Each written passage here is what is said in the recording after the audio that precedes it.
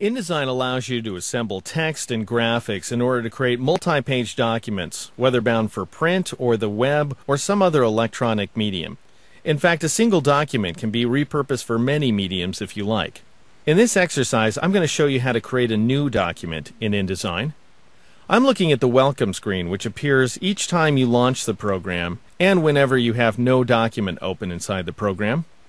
If you're not seeing the welcome screen, you can get to it by going to the Help menu and choosing the welcome screen command. Notice that you can open recently created documents over here on the left side of the screen just by clicking these links. Of course, your recently created documents will vary. Over on the right side of the screen, you can create new documents, including a standard multi-page document. But InDesign also permits you to create a couple of specialty documents, including a book, which appears as a floating panel and allows you to combine, say, chapters into a single book so that the chapters are continuously numbered and share common index entries. You can also create a library. It too appears in a floating panel. It allows you to collect type and graphic elements that you use on a regular basis, things like logos and folios, for example.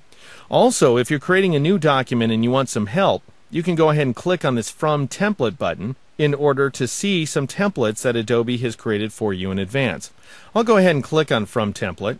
Notice that InDesign launches the Adobe Bridge, which ships with all versions of the program. The templates are organized into folders. Let's say I'm interested in creating a newsletter. I'll go ahead and double click on the Newsletters folder. And then I'll use this slider triangle down at the bottom of the window to make my thumbnails bigger. And finally, I would double click on the newsletter template that interests me.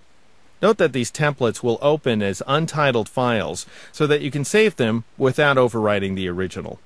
Alright, I'm going to switch back to InDesign because I want to create a brand new document without anything in it.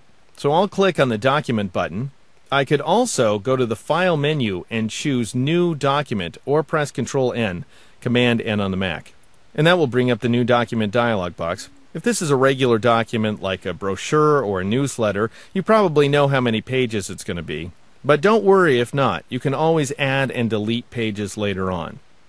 If your document has a spine, as with a book, then you have left and right pages. Turn on the Facing Pages checkbox.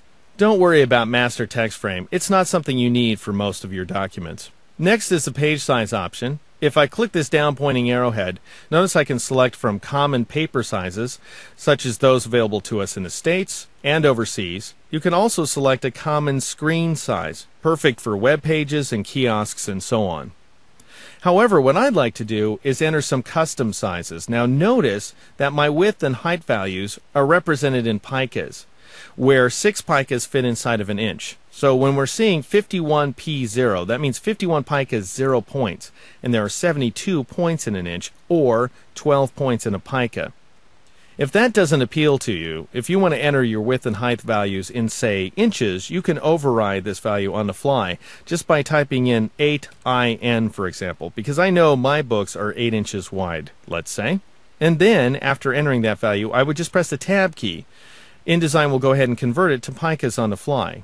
Next, I would enter something like 9.75 double quote, also serves for inches, for the height of my document, and press Tab to see that value update on the fly as well.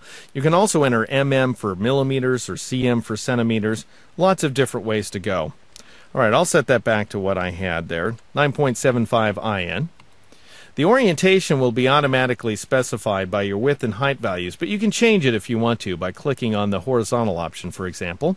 You can also select a number of columns. Again, don't get too hung up on this because all of this can be changed later on. But I'll go with a 2-column design, and I'll enter 0.25 IN as a gutter, which will translate to 1 pica 6 points. My margins are currently set to 3 picas apiece. These are the margins around the outside edges. And notice that the link is turned on, so all of the margins will be the same. I'm going to turn that off, and I'm going to change the top margin to 4p6, which is 3/4 of an inch. I'm also going to raise the inside margin so we get away from the spine a little bit. I'll take that up to 4p6 as well. Otherwise, these options are great. Now, if this is the kind of document you're going to be creating on a regular basis, definitely save yourself some time by clicking on the Save Preset button. And I'll go ahead and call mine one-on-one after my one-on-one books. And I'll click OK, and that now appears as a document preset that I can select in the future. When I'm done, I'll go ahead and click OK, and I now see the first page of my new 8-page document that I've created using the new document options here inside InDesign.